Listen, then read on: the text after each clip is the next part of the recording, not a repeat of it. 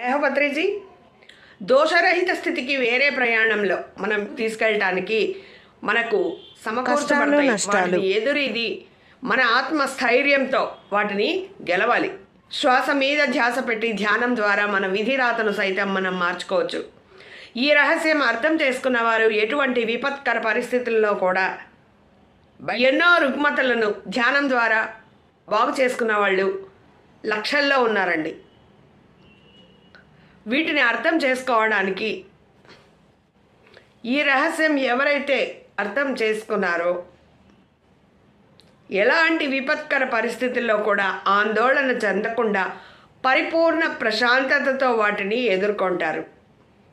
ఇది కేవలం ధ్యానంతో మాత్రమే వీలవుతుంది. శ్వాస మీద ధ్యాస పెట్టండి, సాధన చేయండి. జయ పత్రిజీ.